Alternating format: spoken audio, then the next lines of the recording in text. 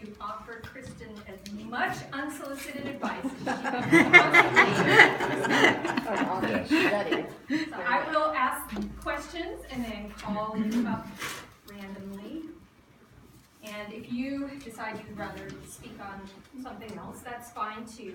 These are just to get us thinking. They're not all about marriage. Many of them are just about our partners. So don't worry if you're not married. There will be something for you as well. But we will start with the wedding. Because those of us who've had formal weddings can remember what a crazy and stressful time that it can be. You plan and plan and plan, and still you get to the day and anything can happen, trust me. Got stories for you later. What is the one piece of advice that you would give for Kristin and Nick about their wedding day? Robert?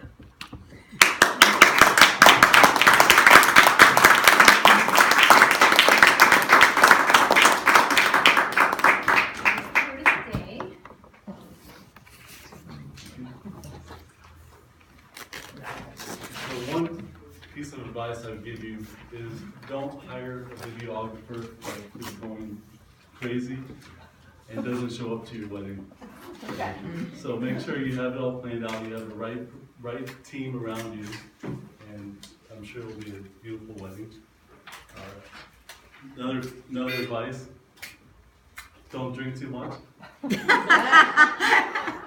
It's nice to be able to spend the evening with your wife or your spouse after the wedding is all over, so we have time to talk about things and do some other things I won't talk about.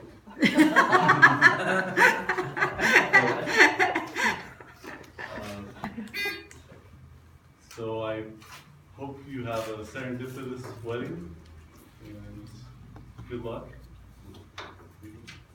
I hope Nick is not someone, or he is smarter than me when it comes to blurting out the wrong things. My wife says I have a book that I could write of things I say or do that are wrong, definitely the wrong things. One thing she did after the wedding, she told me she was going to stop dyeing her hair. And I thought it would be funny and say, oh, what, now that you have me, that you're going to just let it all go? Definitely not like that,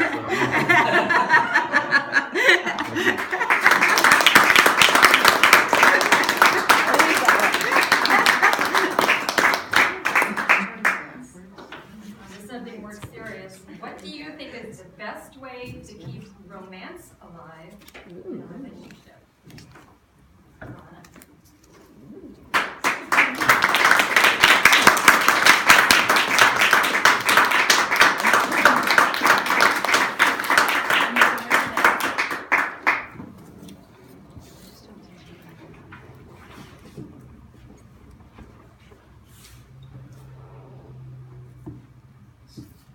Best way to keep romance alive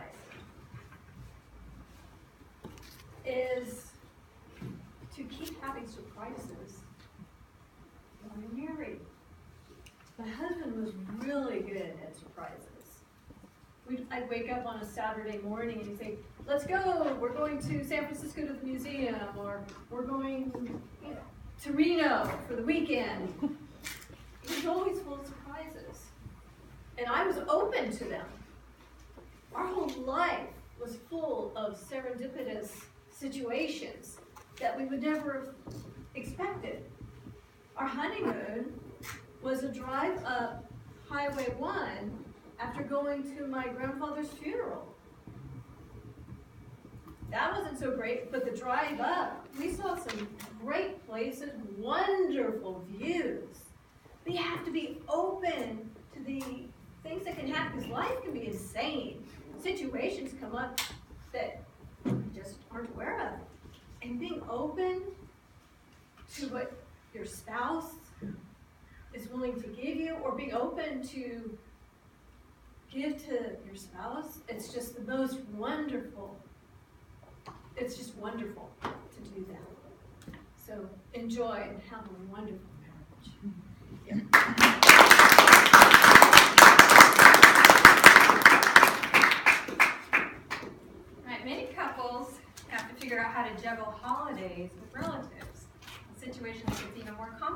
interested if and when children come along. Please share your best advice on handling holidays with families. Karen?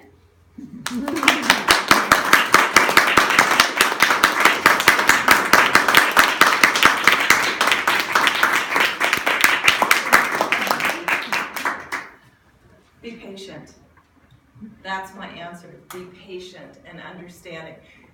In my particular case, we were the only ones of that generation that even had children. So when children came along, the understanding was, it's just too much hassle to go anywhere. So everybody come to our house, and that's kind of been the tradition. Now that tradition is passed to my son and daughter-in-law who have children, and cousins, and siblings, and all of this going on. So the baton has been passed to her. So that's how I handle holidays. However, Kristin, I want to address what the first question was for the wedding day, because my son is a professional photographer, does weddings all over the world.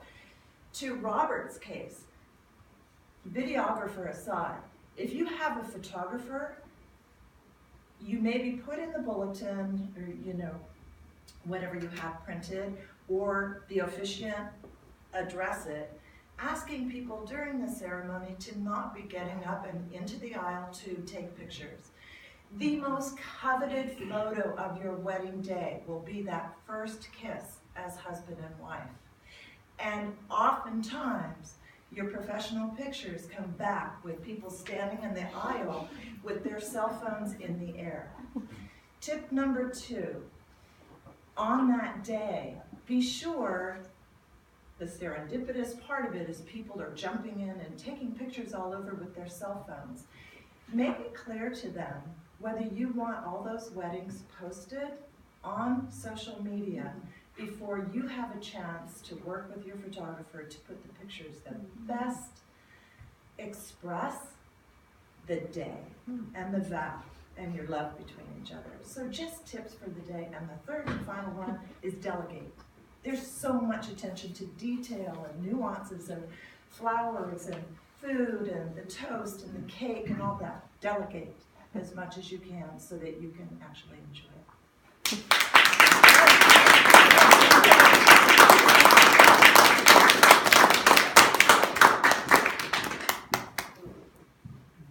All right. Now, when Michael and I first put a TV in the bedroom, we agreed that if either one of us ever wanted it off, then off it would go. What is your advice about having a TV, computer, iPad, or other electronic devices in the bedroom?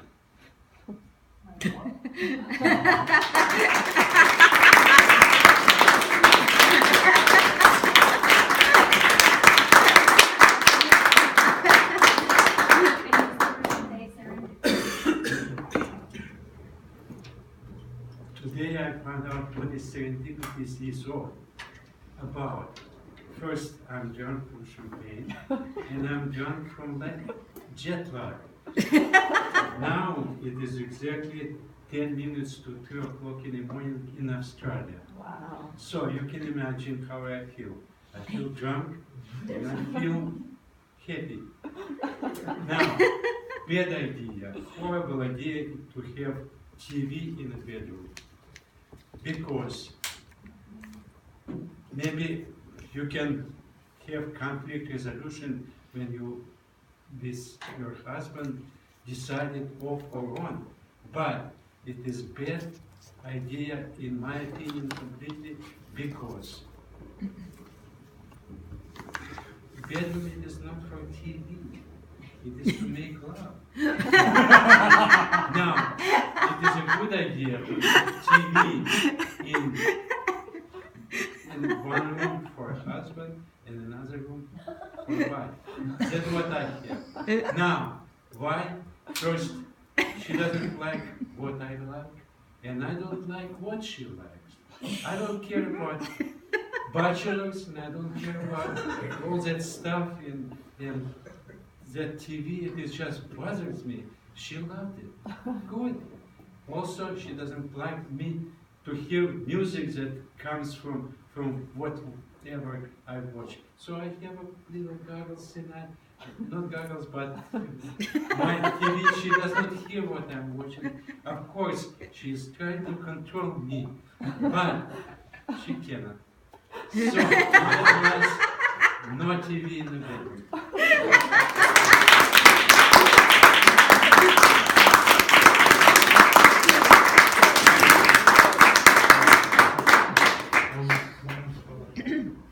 Alright, speaking of the bedroom, some relationship experts advise couples to never go to bed angry, while others say it's perfectly fine to take a time out and regroup. What is your opinion on the subject? Norm.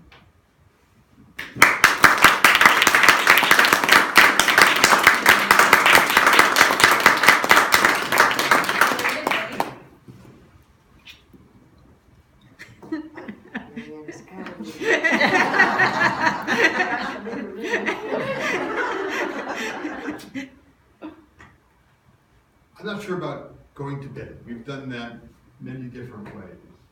But one habit that we've created that I think is really helpful is that we take time in the morning, before we go our separate ways, to have a long hug, to kiss, to make jokes, to spend 2 or 3 minutes just hugging and laughing and enjoying each other. And to start off every day that way.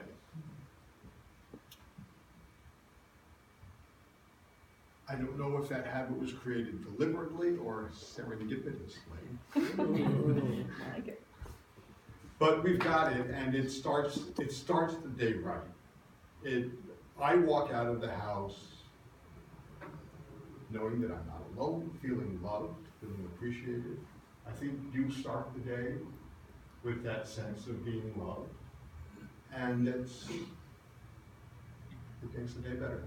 Go ahead.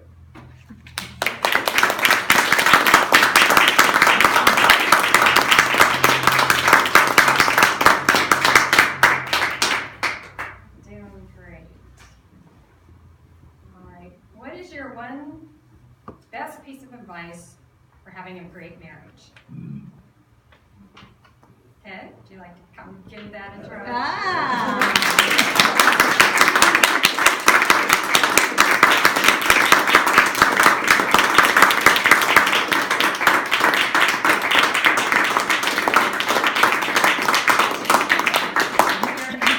All right. Thank you, Stacy, and thank you for the Toastmaster. Friday is my serendipitous day. Whether to sleep in or looking forward to work in my yard, clean up my house, take care of my cars. The last 2 Fridays, it happened, I came here and talk about change. And today I talk about conflict resolution. That's what I'm having right now. One piece of advice for having the best marriage is I learned from Kristin father. I worked with him for many, many years. And he's like, I don't want to say he's like a father to me. I always come to him when I have something to gripe about my other half. And one thing I learned that you have to keep doing it from his experience, even though it doesn't matter how many times you get rejected. I came to him and said, one time he took me to pick up my car and he has a box of gift. And I turned to him and said, I cannot do this to my wife. Every time I bought something, give it to her, she rejected it. And he calmly, as Jim always be, looked at me with a smile. I said, my wife did the same thing. But I keep buying it to her.